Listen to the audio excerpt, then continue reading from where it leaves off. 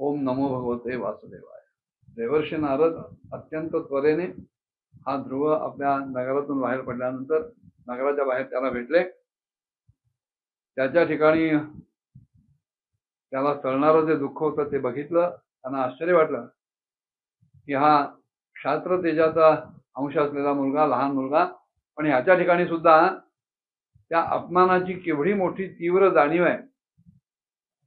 आणि ते बघितल्यानंतर त्यांनी त्याच्या मस्तकावर हात ठेवला आणि त्याच्याशी ते संवाद साधायला लागले. नारद म्हणाले, नाधुना तेवमानंते सन्मान उदर्ग लक्ष्याम कुमारस्य सक्तस्य क्रीडनादिषु. बाळा, अरे तू अजून लहान आहेस. हे जे वय आहे तुझं ना, हे खेळण्याचं वय आहे, मस्ती करण्याचं वय आहे. ह्या इतक्या लहान वयात तुला कसली जाणीव होते कोणी अपमान केला, कोणी कौतुक केलं. मान अपमान करण्याचं तुझे वयच नव्हे. आणि खरोखर जर तुझ्या मनात हा मानापमानाचा विचार येत असेल ना, तर बाळा, माणसाच्या संतोषाचं खरं कारण जर कळून घ्यायचं असेल तर मोहाशिवाय अन्य कुठलंही कारण नाही. केवळ मोह हेच माणसाच्या असंतुष्टीचं कारण आहे.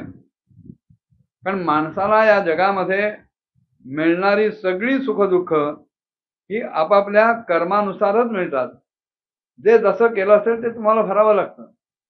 जे पेरलं असेल तेच उगवत येईल. तेव्हा मान अपमान सुखदुःख हे ज्याच्या त्याच्या पूर्वकर्मानुसारच प्राप्त होत असतं. परिदृश्येत ततस्ताद तावन मात्रेण पुरुषा दैवोपसादितम यावत विशेश्वर गतिम बुधा. ह्या भगवंताची लीला, त्याची गती अतिशय विचित्र आहे. आणि म्हणून त्याचा विचार करून शहाण्या माणसानं, बुद्धिमान माणसानं एकच विचार करायला पाहिजे की आपल्या दैववशामुळे जी जशी परिस्थिती आपल्या समोर आली असेल, येईल, त्याच्यातच आपण समाधान मानावं. वाहिल्या उद्वेग दुःखाची केवळ भोगण्याचे फळ संचिताचे, तुकाराम महाराज म्हणाले. आलेल्या परिस्थितीचा सामना करणं, त्याला धीरानं तोंड देणं, सुखांचा निर्गर्मीपणाने स्वीकार करणं, सुखानं उन्मत्त न होणं आणि आलेल्या दुःखाने खचून न जाता त्यांना धीरानं तोंड देणं, याच्यातच शहाणपण आहे.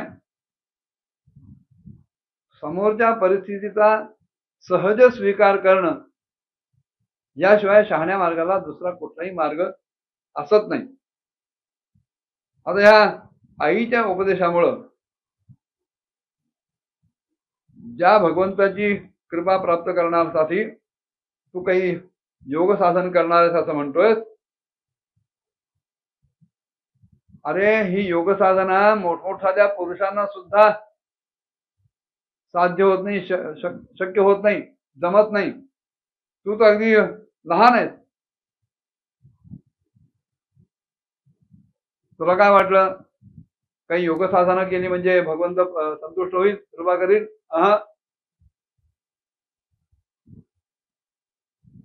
मला विचारशील तर भगवंत कुठलंही मूल्य देऊन विकत घेता येत नाही. तुम्ही योगयाग क्रिया केल्या आणि भगवंत प्रसन्न झाला. मोठमोठाली लोक सुद्धा हताश झाली भगवंत मिळत नाही म्हणून. तेव्हा हा तुझा मार्ग नव्हे. नारदांच्या मनात हेतू एकच होता की ज्या निर्धारानं, जो निश्चय करून ध्रुव घरातून बाहेर पडलाय, आपल्या जन्मदात्या आईचा उपदेश ऐकून, तो निश्चय ह्याच्याकडे किती प्रमाणात ठाम आहे हे चाचपायचं होतं. आणि म्हणून एका दृष्टीने ते त्याला परावृत्त करू बघत होते. हलवून खुंटा बळकट म्हणतात ना, तसं नारदांचं ध्रुवाच्या बाबतीत ते वागणं बोलणं चाललेलं होतं.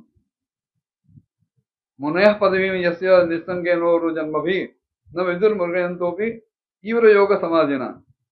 योगी लोक अनेक जन्मामध्ये अनासक्त राहून विरक्त राहून कुठल्याही विषयामध्ये न अडकता समाधी योगानं भगवंताची आराधना करतात. नाना प्रकारची अत्यंत कठोर कठीण अशी साधना करत राहतात, पण तरी सुद्धा त्यांना या भगवंताचा कधी पत्ता लागत नाही, भगवंताची कृपा प्राप्त करता येत नाही. तेव्हा शाणा असशील तर माझा ऐक. अतो निवृत्तानेश निर्बंधत्व निष्फला यतिष्यती भवान काले श्रेयसां समुपस्थिते. तेव्हा ही फुकटची जी काही धडपड आहे ती सोडून दे. तुझ्या दृष्टीने हा अव्यापारुष व्यापार आहे. तुझ्या शक्तीच्या मर्यादांच्या सगळ्याच्या बाहेर हा प्रकार आहे. तेव्हा हा तुझा जो काही हट्ट आहे तो हट्ट सोडून दे, तो फुकट आहे. असाच आवाज तसा घरी परत जा आणि जेव्हा केव्हा तू मोठा होशील जाणता होशील तेव्हा मग परमार्थ साधनेसाठी तुला वेळ मिळेल, संधी मिळेल, त्यावेळेला त्याच्यासाठी तू प्रयत्न कर. आत्तापासून भगवत प्राप्तीची किंवा आढळपदाची इच्छा धरणं तुझ्या वयाला शोभत नाही बाळा. देवर्षी नारदांना माहिती होतं, ते तात्पून बघत होते की खरोखर ज्याच्या अंतःकरणात तो निर्धार ठाम आहे का. कारण जोपर्यंत माणसाच्या मनात कुठल्याही गोष्टीबद्दल निर्धार निर्माण होत नाही ना, तोपर्यंत तो त्या गोष्टीसाठी झटायला प्रवृत्त होत नाही. निष्काम निश्चल विठ्ठली विश्वास पाहो नये वासा अनेकांची तुकाराम महाराज म्हणतात.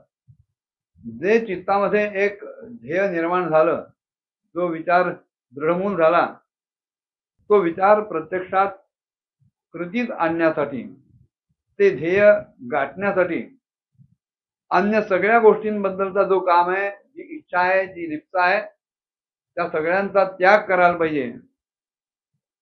मनात ठरवलेल्या विचारावर ठाम राहिलं पाहिजे, दृढ राहिलं पाहिजे आणि भगवंतावर विश्वास ठेवायला पाहिजे की मला हे जे काही मिळवायचं आहे ते भगवंताची कृपा झाली तरच मिळणार आहे. आणि असं जेव्हा होईल तेव्हा इतर कोणाच्याही सहाय्याची अपेक्षा न करता एकाला चालो रे या न्यायानं तो जीव त्या मार्गात पुढे पावलं टाकायला लागेल. आणि म्हणून तुकाराम महाराज त्याच अभंगात म्हणतात, निष्ठावंत भाव भक्तांचा स्वधर्म निर्धार हे वर्म चुकवू नये.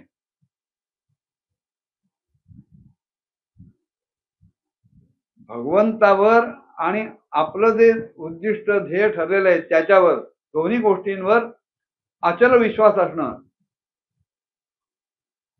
ठाम निष्ठा असणं, अव्यभिचारी निष्ठा असणं.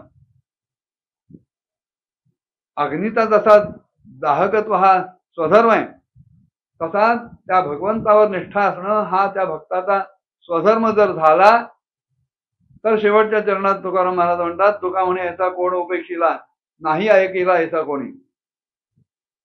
असा निष्ठावंत भाव स्वधर्म रूपाने जर भक्ताच्या मनात निर्माण झाला तर भगवंत त्याची उपेक्षा करत नाही. तुकाराम महाराज म्हणाले, असा कोणी आतापर्यंत जगाच्या पाठीवर मी ऐकलेलं नाहीये, मला आढळला नाही की ज्याची भगवंताने अशी उपेक्षा केली. निष्ठा असून सुद्धा भगवंताने उपेक्षा केली, शक्यच नाही.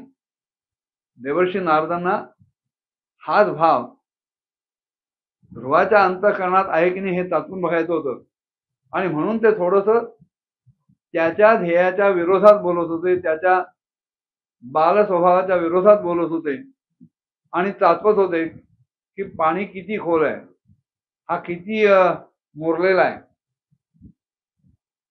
आणि मग जेव्हा त्यांची खात्री पटली की नाही हे कच्चं मडकं नाही, पक्क मडकं आहे, तेव्हा त्याला मार्ग दाखवण्यासाठी देवर्षी नारद उद्युक्त झाले. ते काय होतं पुढच्या भागात बघूया. ओम नमो भगवते वासुदेवाय.